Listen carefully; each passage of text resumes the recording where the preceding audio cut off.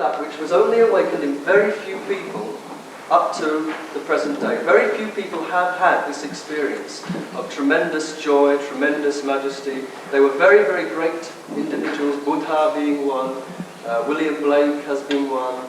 There have been some great personalities in our history and in Eastern history, all of whom have had this special something within them which was both simple and yet magnificent. There was no great personal power, and these people who go around, you see, with I am the great, like Alexander the Great, and these people, not necessarily them who are realised science. This is called those people who have been enlightened already. But the people who are simple, humble, great people like Khalil Gibran, William Blake, also Einstein is believed, we can feel, to have had some special something, and of course Christ, not least Christ, who had this special power of calming, of soothing, of making, of comforting, and of awakening within every human being that which is consistent, that which has to be awakened, which is the residual, you could say residual, divine energy in the sacral bow.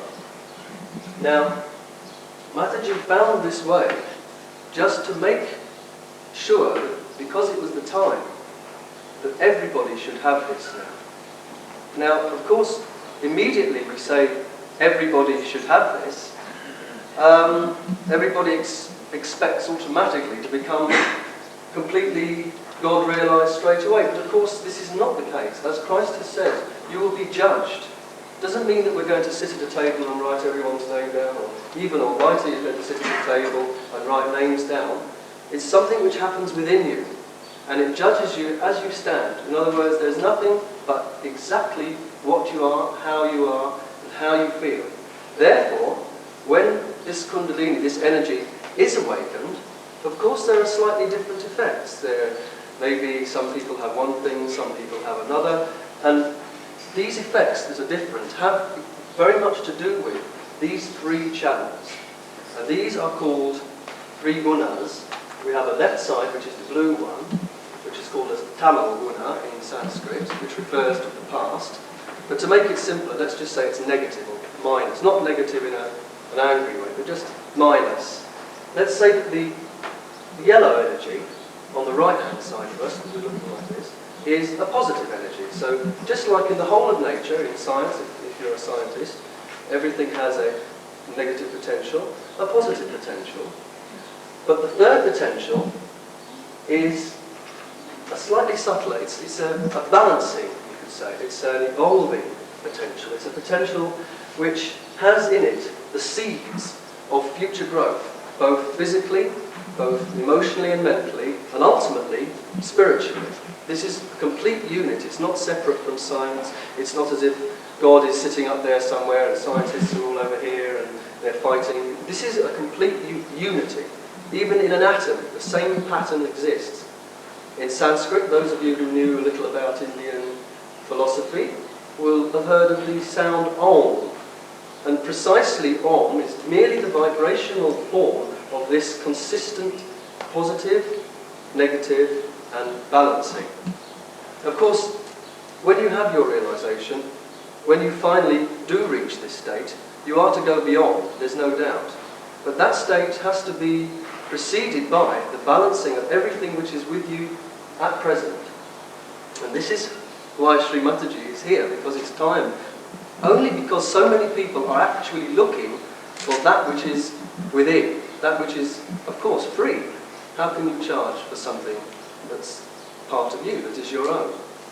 And so tonight, just to finish now, is to tell you what is basically the form of the evening will take, is that Sri Mataji will talk to you at some time, and please be patient, because after the talk and after you've all asked the questions, which no doubt will come into your mind, you will be given a chance to actually feel this energy being awakened by Sri Mataji, and the energy being controlled, or you could say helped, by the Sahaja Yogis, because they have their own powers now. There are some wonderful people who know exactly where is your Kundalini, how that you are feeling, what are your problems. Not they can read your minds, but just because they're sensitive. And you too will feel exactly the same thing. once you've had it, depending on what you've had before, where you've been, and what is in your mind. And that is the time at which you will be given the chance to really look within and to find out what is really within. So I leave you in the very, very capable hands of Sri Mataji. I would suggest that first let them ask the questions today. So I'll keep myself there. If you have any questions, it's better to ask me first so that your mind is at rest.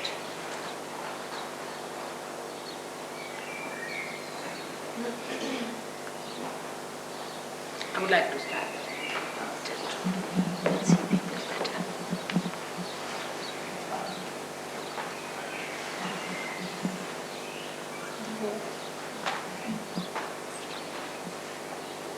Am I better here or on the ground?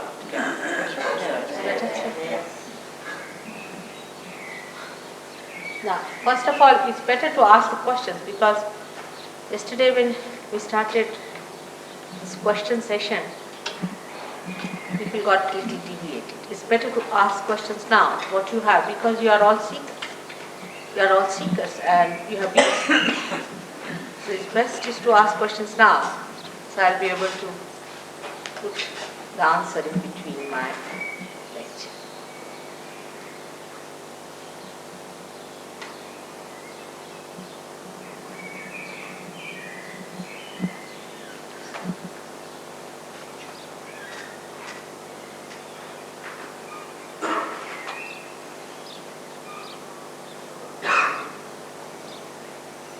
Are you better today? I'm asking you. Huh? I'll again see you today.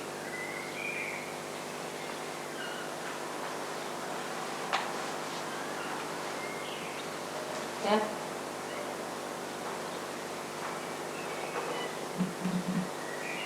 No questions? Oh.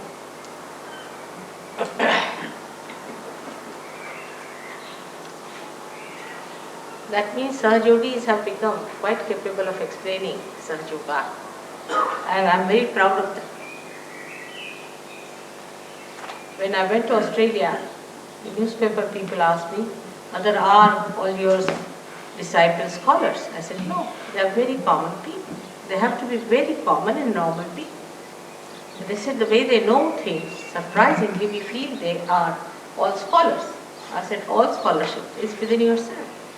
All the knowledge is within yourself. If you only can get light there, you can see all that knowledge is within you. You don't have to go anywhere for your knowledge. It's all inside. Everything is built in.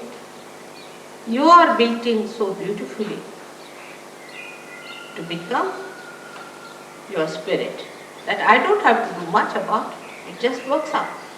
Only thing is that one has to know what we should expect. To be the spirit, what should be our expectation? And that also logically you must understand. It should be a logical conclusion.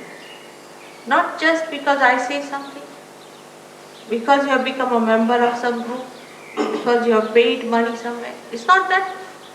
Reality is what it is. And logically it has to be reality.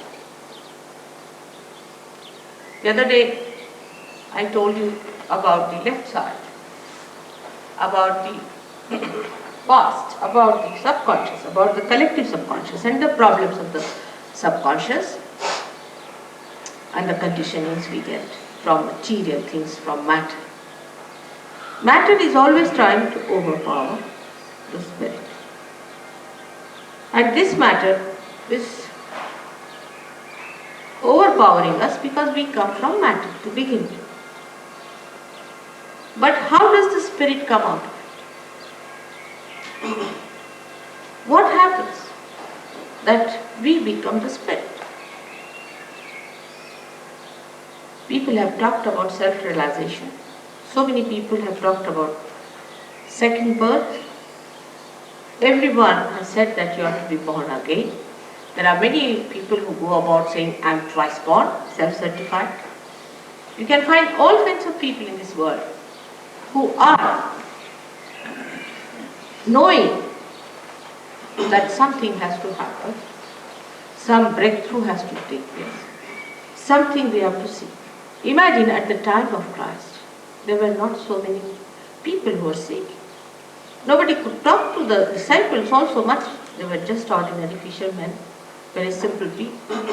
But today is the time when you find so many of seekers all over the world. Seeking what? What are you seeking? The seeking is of your spirit. Now this is also a very vague term to say you are seeking your spirit. Now what is this spirit supposed to be? And why should we seek this spirit? In our evolution, we are human beings. Our awareness is that of human beings. And this awareness of human beings is not the ultimate. If it was, we would not have been seeking. It's not the end of it. We have to reach at a point where something more has to happen. Now, how do we approach the subject logically? In our evolution, what has happened to us? We were animals, from there we became human beings. What is so special about human beings compared to animals? In the awareness of man, there is a new dimension. For example, you can take a horse to a dirty lane, he doesn't feel anything. The dirt or filth or beauty, colors, nothing. Makes no difference. But if you take a human being through a dirty lane or a dirty house, immediately he understands, he doesn't like it. So what has come into us is nothing but in our awareness, a new dimension compared to animals. Or we can say in very scientific way is that in our central nervous system, we have developed a new awareness. Whatever is in our central nervous system, we are master of that. Supposing I feel this is hot, everybody will feel this is hot. If I say this is the color of this particular bird, everybody will say the same thing. So whatever is the awareness of one human being, awareness, I am saying, not the myth, not the hallucination, but the reality, as far as his organs are concerned, sensory organs are concerned, is just the same. A person who feels hot does not say that he feels cold. Not the other one will come and say it is cold. They all will say it is hot. So, one thing is there, the truth is one. It cannot be two. And that whatever has to happen now in our evolution has to be in our awareness. Like a fish became a turtle. If a fish became a turtle, what happened to her? It is in the awareness of the turtle, it started feeling the Mother Earth. It lost something that fish had and it started feeling something. In the same way, in our evolution, if something has to happen, we have to be something more in awareness, more dynamic. For this, we can take help from the writings of so many people. For example, we can consider Jung as one of them who has talked about it. Jung has said,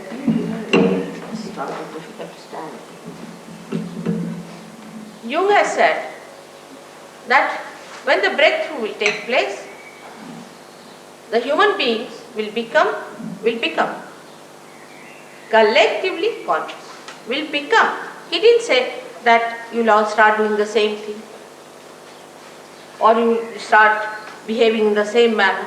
No, he said you will become, you will be aware of it, not unawares. So when you are seeking the spirit, if the Spirit has to enlighten you, in your awareness, you are going to know something more than you have known so far. For example, you might feel it hot and cold today, but maybe with that awareness, you might feel something different about it. He has said it very clearly that you have to become collectively conscious. So the becoming is the point in our evolution, nothing else. We become something else. In Sanskrit language, for example, they say, for a realized soul. For Indians, it's very common knowledge. It's nothing so much difficult to understand.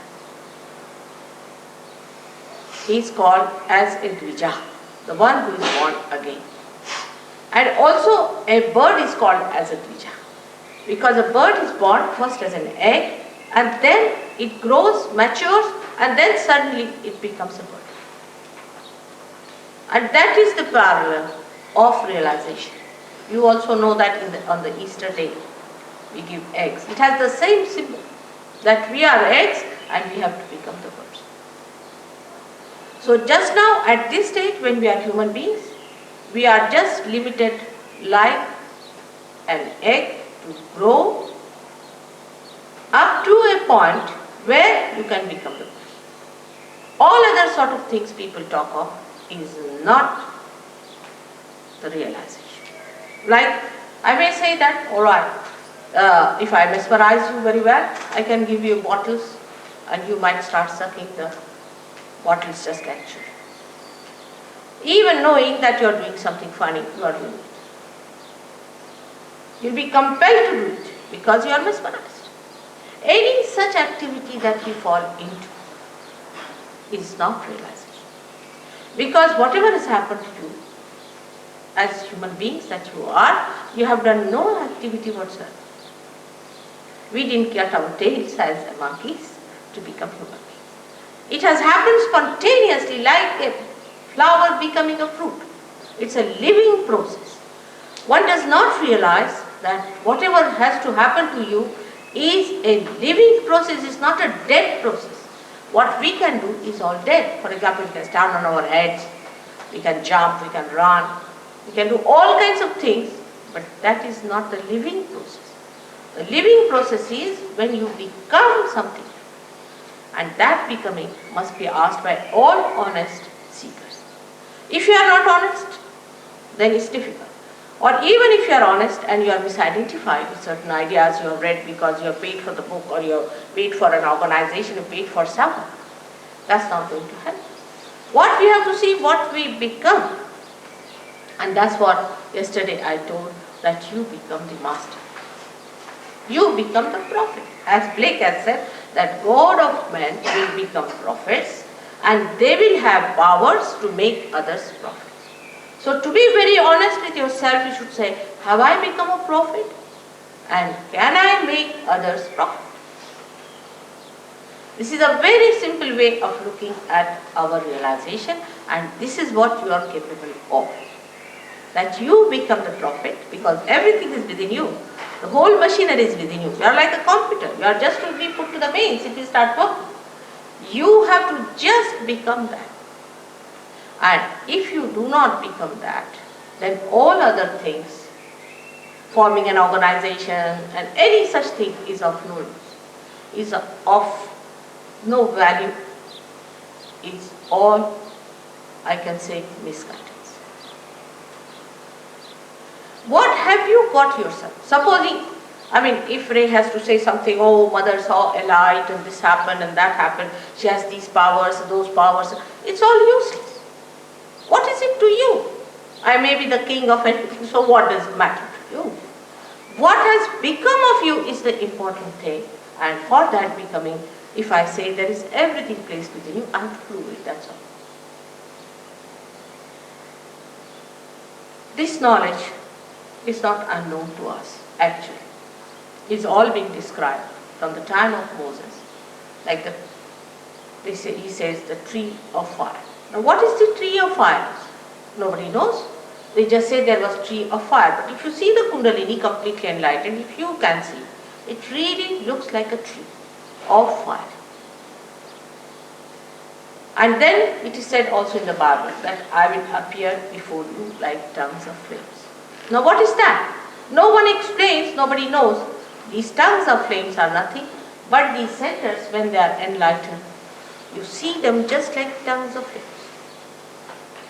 But you need not see them. Because when you are outside the pavilion, you can see the pavilion. When you are inside, you don't see, you just see the hall. And that is why one should understand that it is not what we think should happen, but it is what will happen actually we should accept. So first we should get rid of our misidentifications with our ideas. That this will happen, that will happen, and this should happen, I should see a light, I should fly in the air. There are many people who are paying money to fly in the air. I mean, it's absurd. Why do you want to fly in the air? I don't understand. They are paying much more money than they can for that than they would have to pay to go around the whole world. I really tell you, by plane if you travel, it won't be so expensive as you are paying for this flying business, this flying squad business. And what is that? We have to understand. What is that? When we go for this flying, what are we getting into?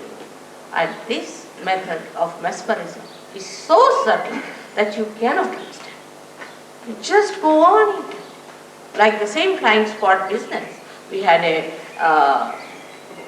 gentleman who was the director of the academy, down with epilepsy, his wife down with epilepsy, the child down with epilepsy. And they all came down to me, they lost their houses, they lost everything, penniless. This is what has happened to the flying of the whole Jew. Now, one must realize that you cannot pay for your evolution. You cannot pay. It's very simple to understand. As I told you yesterday, that if you pay to this flower, will it become a fruit? It's a living process for which we cannot pay. It doesn't understand money. Living processes do not understand money. I have not known any human being, supposing he is suffering from indigestion, he puts some money there saying that now I pay you my stomach, now will you digest my food. Do we do that? In the same way, it is the highest of highest living processes for which you cannot pay. It's a very subtle thing to understand for human beings, because they believe that for everything one has to pay, otherwise it doesn't work out. You see, you go to a machine, you want to have a good, say, machine, you must pay, which works. You see, it doesn't work, you can have free. But the one that works, we have to pay. Any motor car is free means it's all a junk. You can't have it. You will have to pay to take it to the junk shop. So it is always in the minds of human beings that one has to pay. And this is very wrong, that you cannot pay. I am talking of the processes which are beyond human. The human beings are not doing it. For example, we cannot transform a flower into fruit. The living process itself is beyond human reach. But when you become a superhuman, you can handle it. And this should happen to you. If it does not happen to you, all the rest of the things are wrong. I am telling you with great concern, because the people who are in the market, who are selling goods, are doing it very well. They know how to entice you, they know how to put ideas through you, how to give you misidentifications, and you just get identified with them till they completely drop out. And then you are left high and dry. You say, oh God, what has happened? One thing is there, that your spirit is not lost. It is there. Despite whatever the mistakes, whatever may be the seeking, but the spirit resides within you despite everything till you live. And this spirit is to be brought into your conscious mind, means into your central nervous system. You should feel the powers of the spirit in your being. This is what is Sahaja is. Sahaja, as he must have told you, means born with you. Now yesterday I told you about the left side, which is the power of desire, and through this power we have our all conditionings and all the receptions from the matter, materialistic things, and also what you can say, we collect all our past. And the past then extend up to the collective subconscious. I also told you yesterday that cancer is a disease caused by the left side extreme behavior of people. Those who go to the extreme behavior on the left side get the disease called cancer, and it can be cured if you can bring such an extreme case in the center. It can be cured, no doubt about it. Now the second side is the right side, which today I have told that I will tell you about. The gentleman is not here who asked so many questions. Is he here? He was just busy asking questions, that's all yesterday. He's not interested in seeking, I think. Alright, now the second side, on the right hand side, is the power by which we act. First we desire and then we act. Now this power, right side power, is expressed within us as right sympathetic nervous system. Science has come from the same. Science is in the gross, these are all subtle things that are within us. Now this right side power, which exists within us, gives us the power for our mental and physical capacity to act. Now this action takes place when we desire something, we want to implement that desire, then we go into action. One has to understand what sort of a power is this. This power is called as Prana Shakti in Sanskrit, Prana. And the another one, the left one, as Mana Shakti, is the power of the emotions, or can say of the mind. But you see, English language is not so clear-cut about it. So I would say Mana Shakti and Prana Shakti. These are the two powers that exist within us. And we start using them as left and right, we can say like a brake and an accelerator, and then we become the master of driving. But while becoming that, we make mistakes. The human mind has a speciality to go to extremes. Supposing I tell somebody, now you have to meditate. They'll meditate for 5 hours. There is no need to meditate for 5 hours or anything. But if you tell them that you have to stand on your head, they'll do it for 10 hours. So there is no need to go to extremes. We have to be just in the center, be kind to our body, be kind to ourselves. There's nothing to be frantic about. There's nothing to be so much exasperated about it. It's just very simple thing that has to happen. For example, think of a seed which is sown in a very loud music, or say a place where everybody is rushing, shouting, screaming. What will happen? That seed will never sprout. If it is in a peaceful place, is a properly placed one, or not in a tilted pot, then it will definitely develop into a beautiful tree or a beautiful shrub, whatever it has to develop into. In the same way, if we are too much on the extremes, we go to the left and to the right. Now going to the left, I told you yesterday what happens, that all these things like hypnosis and ESPs and most of these gurus try these tricks, you see, like they just make you hypnotized and people become absolutely mad over the guru. He's our guru, and they behave just like absolutely people without any brains. So I feel nice with it. The reason is that you feel there's a sort of a sense of security built in this gentleman, and if I'm following him, see, he's going to heaven and I'm going with him to heaven. It doesn't happen like that. You have to individually go into heaven yourself, and you have to become your own guru, and you have to know everything about it. It's not that anybody can put a trailer behind and put some people into it and say, now come along, I'm going to heaven. Most of these people are really going to hell, and you will follow them very fast. So it is never so, believe me, that anybody who says that following a certain guru will go to heaven is absolutely wrong. You must follow in the principle, and every guru who is a real guru will always tell you that you have to become something. He will never just say, all right, you've given me the money, all right, you are the member, now you are my child, now you are my disciple, and I give you my love. Let's have love. Where is the love? And give more money, give me Rolls Royces, give me this, give me that. And like mad, we are doing it thinking that we can exchange this. Now, as we are seekers, we have every right to find our spirits. And we are not to be deluded by any such tricks and pranks of these people, or I would say very sinister methods that they are employing. Not only to deceive you for money. I don't mind there are smugglers, let them have money what they want to have, but they spoil your chances of realization which you do not realize. And once they are spoiled, it's very difficult to give a realization. And if you do not really positively work it out, it's going to be an impossible situation.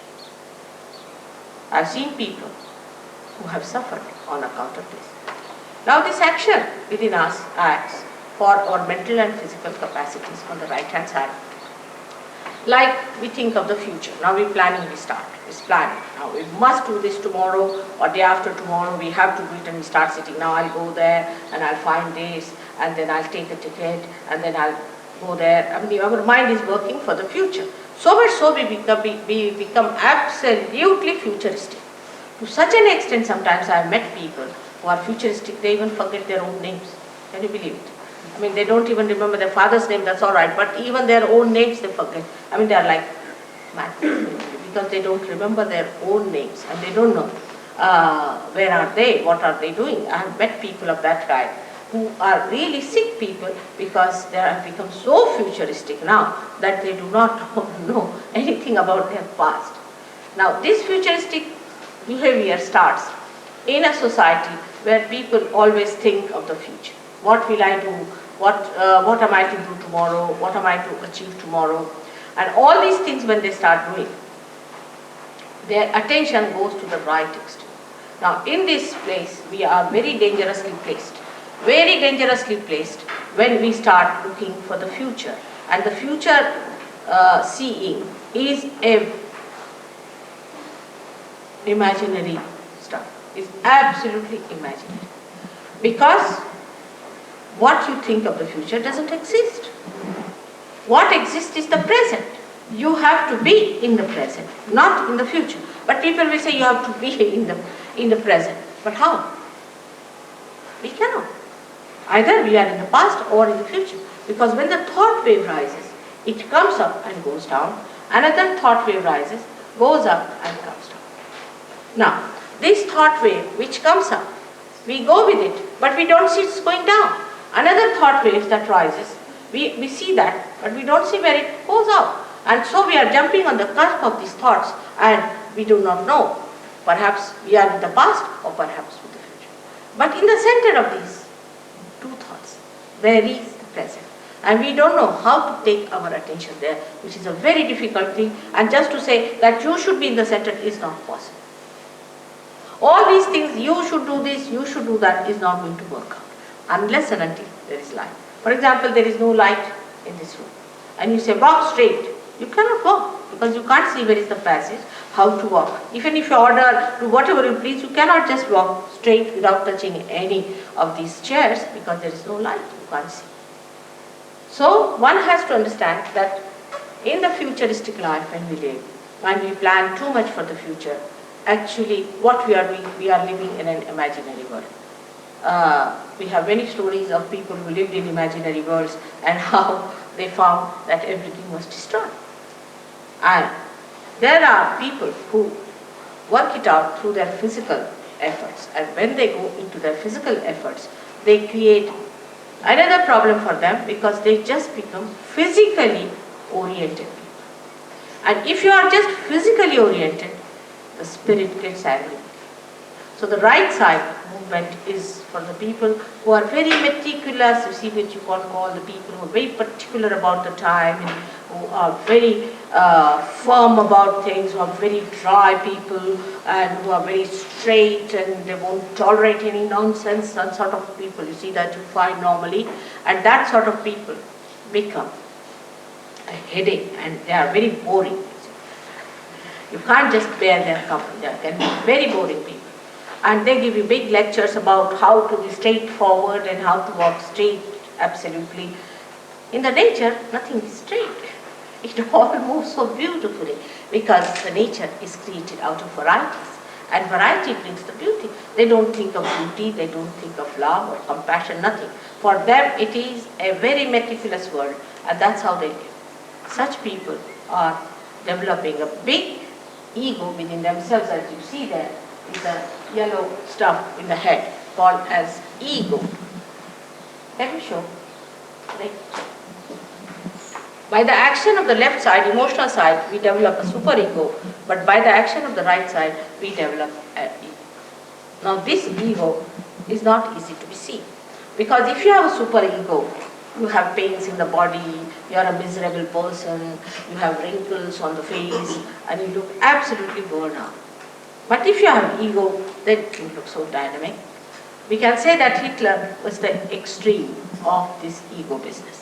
And he got into his head that he is some sort of a God incarnation, and that he has to save the people, and he was the one who knows about races and everything, and he is supposed to save some race. This kind of idea comes from these people who are right-sided. They are very aggressive. They may be very good to talk to. They may be very humble to look at. Could be very good businessmen. Could be anything. But they do not know that they have this Mr. Ego coming up on their heads just like a big balloon, and they are floating in the air. The end of ego is stupidity. You will be surprised. The end of ego is stupidity. Such people indulge into all kinds of stupid things, and they say, what's wrong? For example, I've known old people behaving in so stupid ways, and they say, what's wrong? You know, an old man, say, of 90 years, who can't even walk without a stake, stakes to these dances you do, and then he falls down, you see, and he thinks, what's wrong? Like a lady I knew, she was about 85, she died from a horse falling down. Naturally, what else do you expect at 85? That's what is evident. For a lady of 85, she should settle down at home, look after her grandchildren. Maybe she might have great-grandchildren, you see. Instead of that, why does she want to be 25-year-old lady to climb on a horse? So all such stupid things they do, and then they will say, what's wrong? There's nothing wrong in stupidity, what's wrong? But such people are a nuisance to the society, to others. The people who are superego are troublesome to themselves, but those are egoistical are troublesome to others.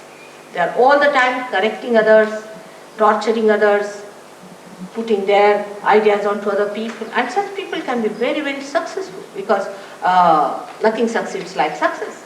They go on hammering things into the heads of people, saying, now this is true, and when you go on saying it, you suddenly believe, yes, must be so.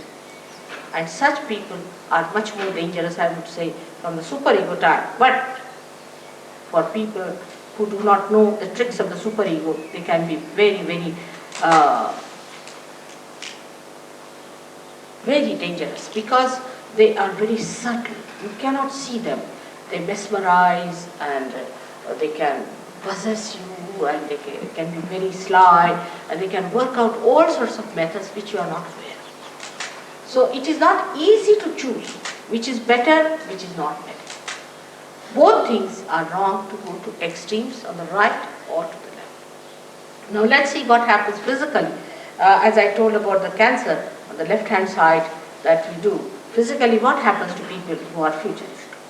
We have a center, especially for futuristic behavior, called as Swadhisthana Chakra, which is in the gross, manifesting the plexus called the aortic plexus within us. Now this Swadhisthana Chakra is very important for human beings, especially for people who are developed people. With this chakra, actually, we convert the fat of the stomach for the use of the brain. Now this is the center of the Surya, of the sun.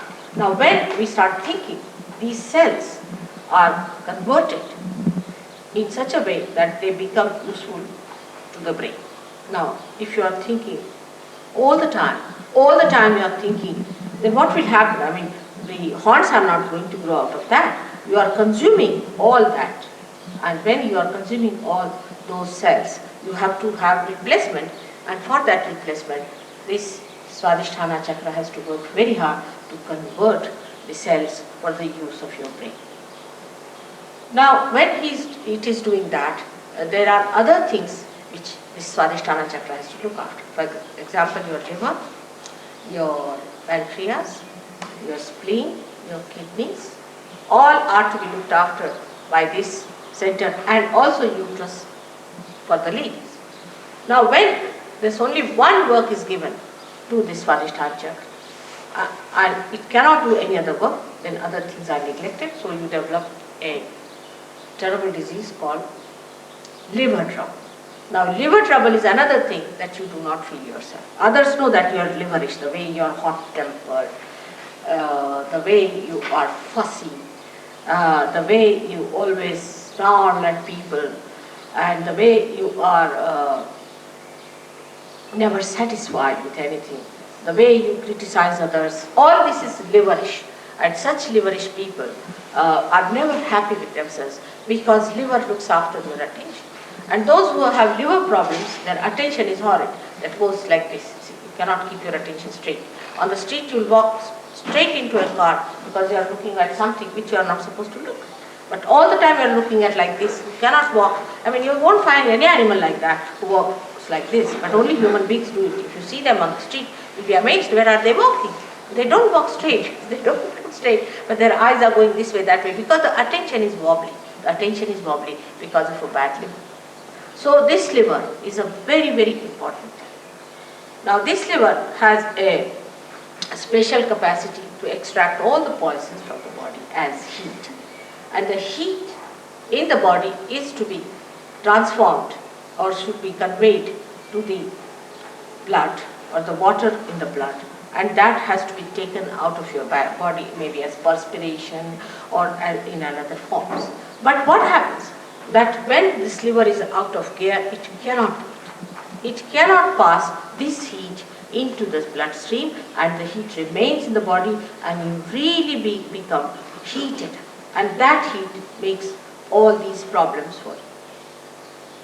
So in Sahaja Yoga, what happens that when Kundalini rises, she changes the form of the blood.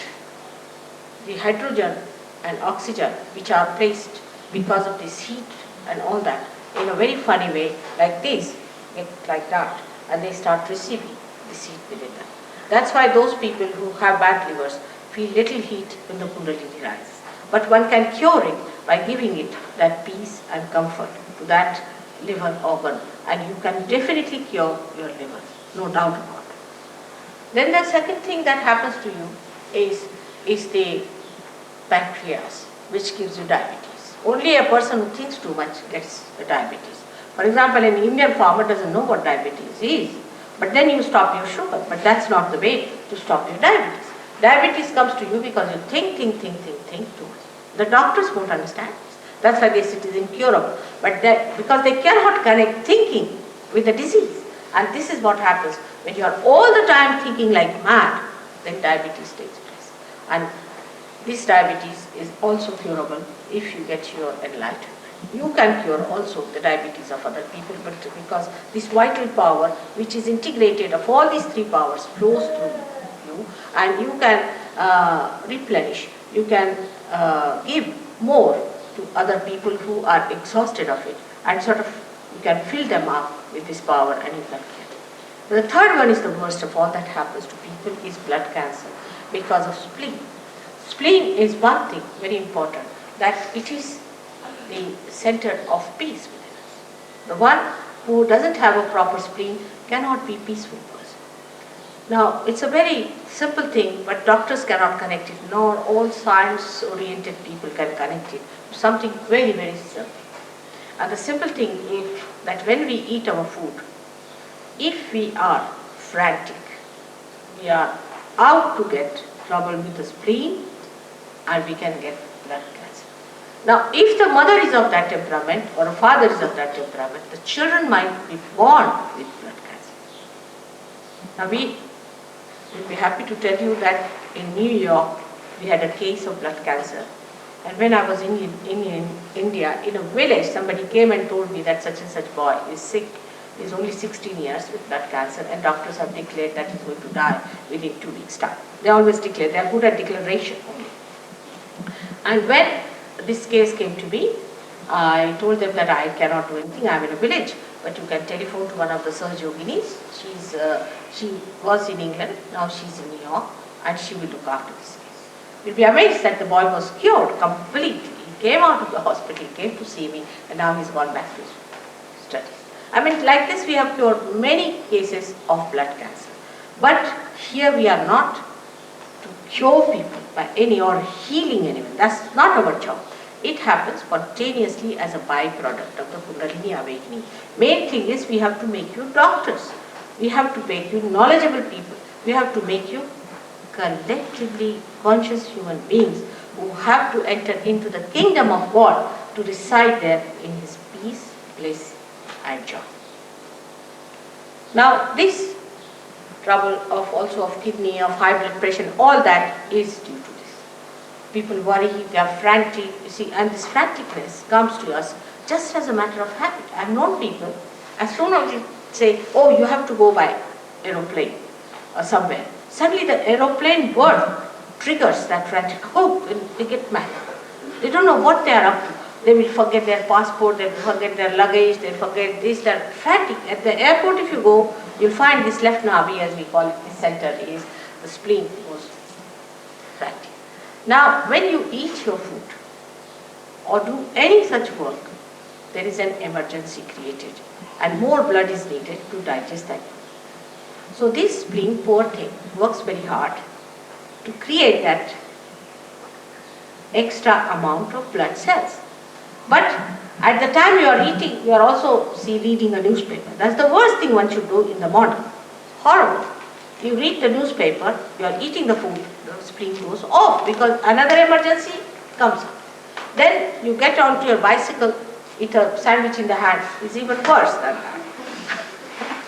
And you are rushing to your work, suddenly you find a big jam on the way, then you are even very badly placed with the situation and you get so frantic and you don't understand. And the person who is in front of you goes saying, oh, what's wrong with this fellow? Why can't he drive fast? And the same fellow is saying something exactly the same to the another fellow who is going ahead. So this mad race is on, this rat race is on, and if you are eating your food in such a hurry and in such franticness, you develop this trouble which is very dangerous, called as blood cancer, and among young people is very common.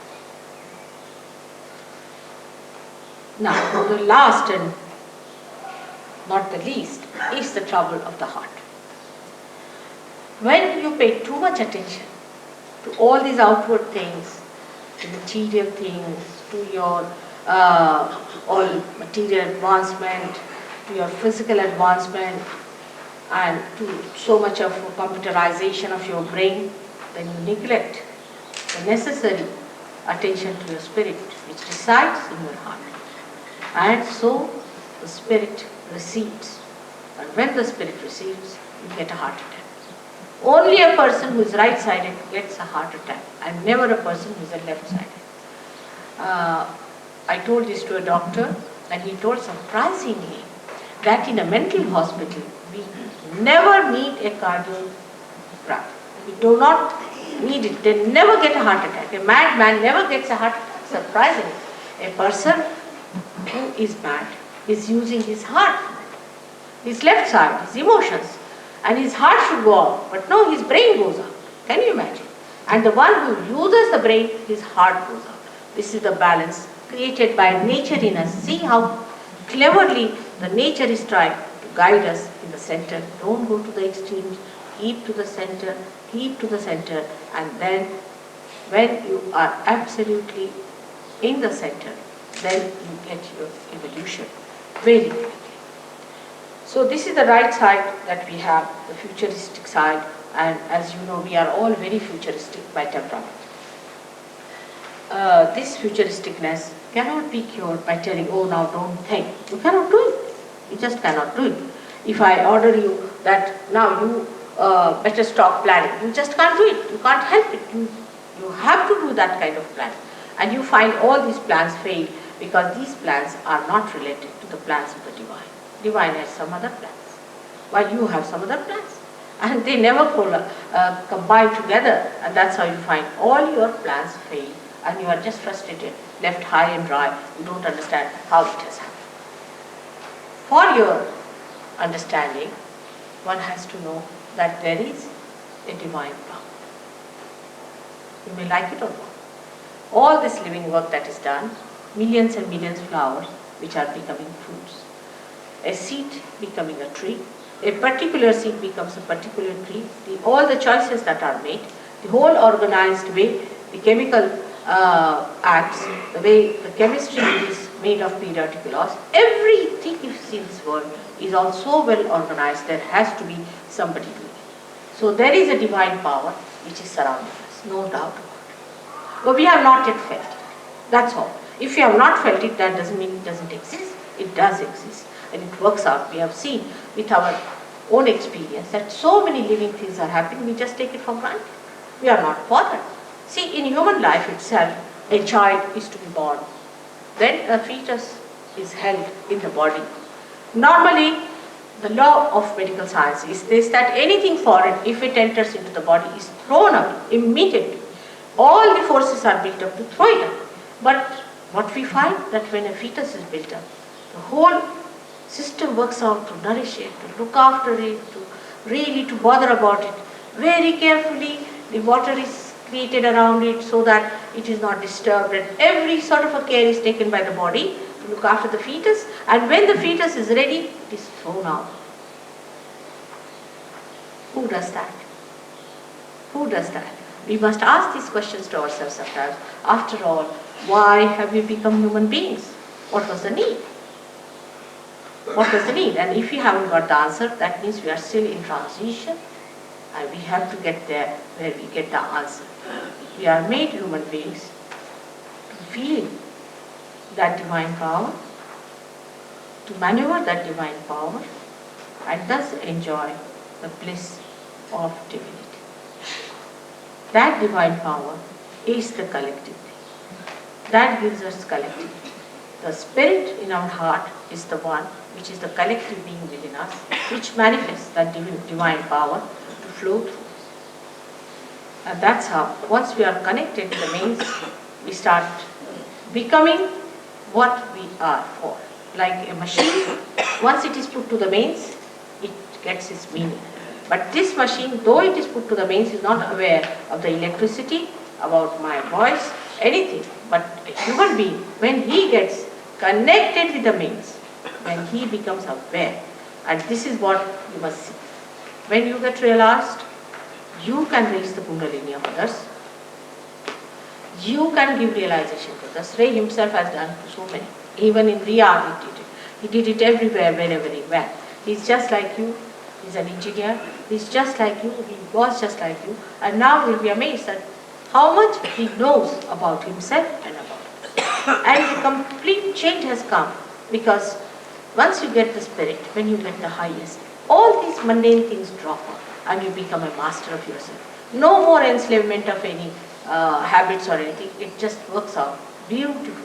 But one must give a chance to oneself, and one must have patience. The worst part of intelligence, so-called, is that you can make fun of it. That's the easiest way to make fun of everything and get rid of it. In olden times, when they wanted to face the reality, like when Christ came in, they didn't make fun of him. But they did at the time when he was crucified. But they just denied. But now it is not basically a problem. That problem doesn't exist, because to deny it requires more effort. So it's better to make fun. It's stupidity, again, as I said. It's stupidity to make fun of something. Because you are that. You are the spirit. You are the one who has to get it. And if you just know how to make fun, please go and play about with it. All your life will go on, all your lives will go on. What's the use? And if you do not get a realization, in the words of your judgment, you have failed. You have failed, and there is a chance given to you. You can be comforted, and you can be counseled, you can be redeemed, but nobody can make you taste the beauty of your own being. That you have to do it yourself. If you do not want to do it, all right, it's perfectly all right. You are free to do it, do what you like. But if you want to do it, then please stop your guru shopping and wobbling. Stop and see for yourself what you need. It's a serious thing we should have. Unless and until human beings are evolved, none of the problems of the world are going to be solved. None of the problems, take it from me. Whatever they have done by their thinking, say they have created democracy, they have created communism, this, that, all this nonsense has no meaning at all in reality. It has no meaning. Because say, for example, you might say, I'm very powerful, so I'm a capitalist. But I can't live without giving to others, so I'm a communist. I'm a complete capitalist and a complete communist. Everything exists within me. And these ideas are all artificial, that you make some set of people as democratic and some people as this thing. Because as long as they are attached to selfishness, to all these things, they are not going to do any good job out of it. Now, the detachment takes place because you become one with the spirit, which is not attached, which gives you that light, that detachment, from where you can see the whole thing just as a drama going on, and you work it out very well. You become so dynamic that you are amazed at your own dynamism. Apart from that, one has to realize if there is a power which is an all-pervading power, that power itself thinks, organizes, and looks after it. So many things have happened to Sir Yogis. If I have to tell you all about it, you'll be amazed. Amazing things have happened. But Krishna has said very clearly, Yoga Kshema Vahamyaham. Means when you get the yoga, you get the well-being. After yoga. He said yoga first. First the union must take place, then you will get the well-being. Now I have seen people who go to so-called gurus and things sick. You see their faces pale, absolutely finished. They are good for nothing, absolutely miserable people. And how such people would be in yoga? Not only physically, mentally they are at peace. They are full of compassion and love.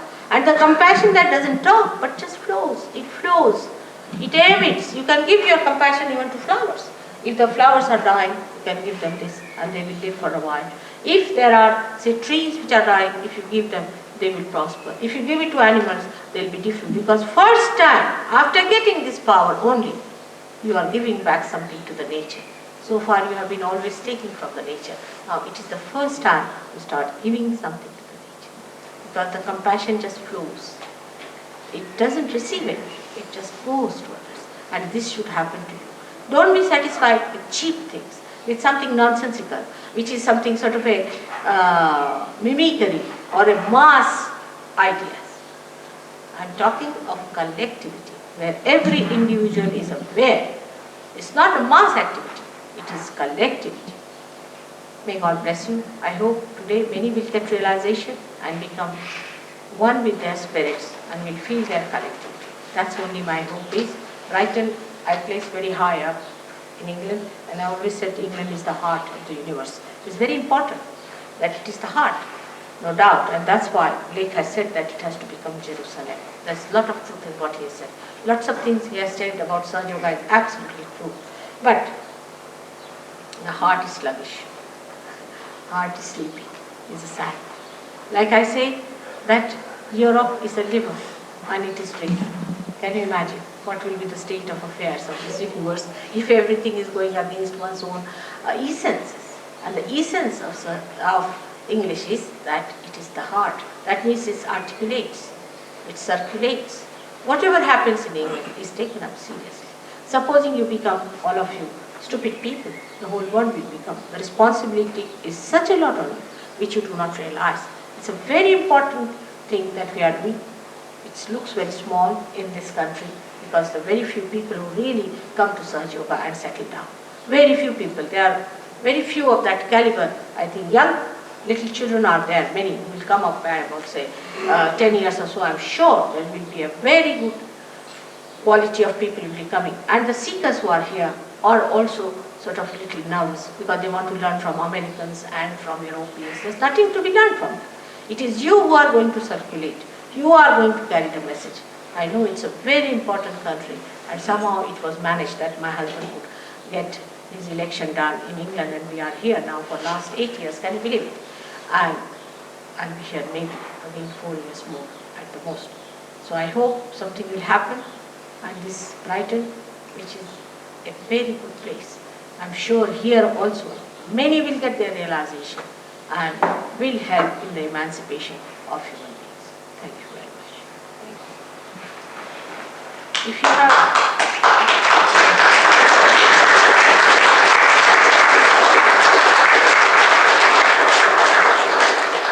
If you have any questions, you must ask me. In all frankness, I must tell you, I'm your mother. I never feel offended.